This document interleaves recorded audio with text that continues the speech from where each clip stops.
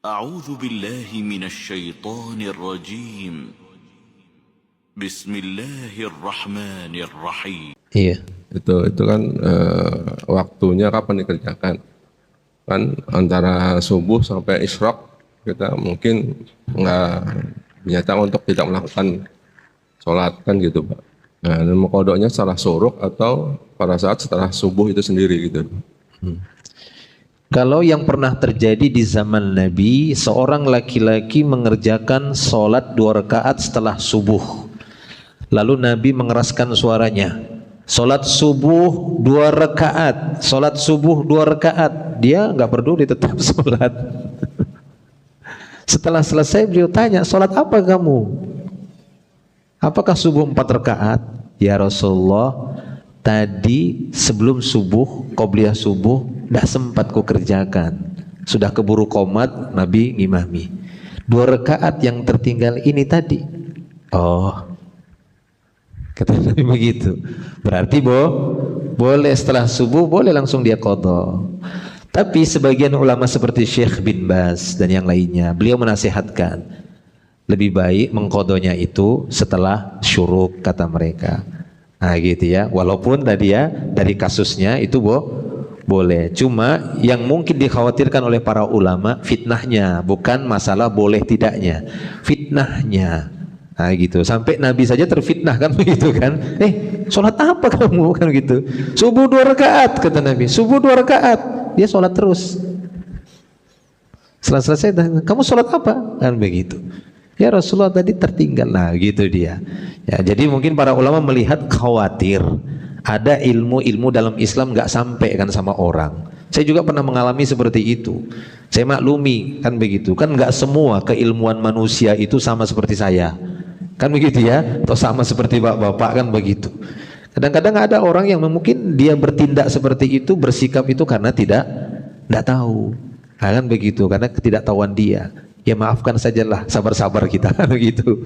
Walaupun mungkin kita melihat, aduh saya habis suruk nggak ada waktu, tadi tertinggal sholat. Akhirnya apa? Diceritakan. Dia nggak negur di situ, tapi diceritakannya di luar. Itu tahu nggak yang itu? Yang mana? Itu yang rajin sholat itu. Aneh kata dia. Mana ada sholat ba'diyah subuh? Dia ba'diyah, fitnah. Nah itu yang ditakutkan para ulama. Dikira ada ba'diyah subuh. Mungkin dia nggak ngikutin, tapi dia fitnah orang. Kenapa? Karena nggak taunya itu, karena kejahilan. Nah gitu. Sama kan seperti salah seorang sahabat ketika Sa'ad bin Abi Waqqas wafat. Nabi udah wafat. Ya. Lalu terdengar meninggalnya itu dekat di sebuah dekat mikotnya Zulhulaifah di situ. Orang-orang menyimpulkan solatkan saja ke Masjid Nabawi, setelah itu dikuburkan di Baqi. Sepakat sahabat. Ya kan. Solatkan saja di sana, langsung dikuburkan di Baqi. Nah itu ya, itu ceritanya. Langsung kuburkan di Baqi. Terdengar wafatnya Sa'ad, terutama Aisyah radhiyallahu anha. Kata Aisyah, perintahkan jenazah Sa'ad dimasukkan ke masjid karena istri-istri Nabi ingin solat dari kamarnya.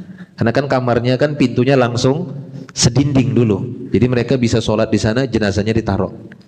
Mereka sholat dari kamar-kamarnya. Dimasukkanlah jenazah Sa'ad. Sholatlah para istri Nabi dari kamarnya. Nah itu. Setelah itu dikuburkan di Baqi, ada orang-orang yang namanya nggak tahu, komentar, "Nggak pernah jenazah itu masuk masjid." Wah, namanya Aisyah radhiyallahu anha. Ya, istri Nabi yang paling berilmu dan juga ya paling lantang dalam masalah itu. Maka dia mengatakan, alangkah cepatnya manusia berkomentar dengan sesuatu yang dia tidak ada ilmunya. Nah, itu memang ya. Dulu dia sebutkan jenazahnya sahabat fulan disolati Nabi persis di tengah-tengah Masjid Nabawi. Terdiamlah orang-orang. Dikira nggak boleh sholat jenazah di masjid. Karena memang dulu Nabi paling seringnya sholat jenazah itu di lapangan. Ya, lebih utama, bahkan lebih utama. Tapi bukan berarti Nggak boleh, boleh saja dan pernah, cuma seringnya di lapangan dan itu yang lebih utama. Nah begitu ya, kadang-kadang ya kita maklumilah orang yang belum sampai ilmunya kemudian berkomentar. Nah begitu, kita yang sudah tahu ilmunya ya sabar. Nah begitu ya, tapi intinya tadi boleh setelah subuh atau nasihat para ulama setelah syuruk saja, karena mereka mengkhawatirkan fitnah dari orang-orang yang tidak tahu. Nah, nanti dikira apa kan gitu ya, dikira kelompok ini, dikira apa gitu, padahal itu sebenarnya ada syariatnya, ada sunnahnya. Wallahu a'lam bishawab. Cukup ya, insyaallah cukup, ini sudah mau mendekati jam 7. Bapak mungkin mau aktivitas yang lainnya. Demikian, semoga apa yang kita sampaikan bermanfaat. Segala yang benarnya itu benar-benar semata-mata dari Rabb kita, dialah yang maha benar.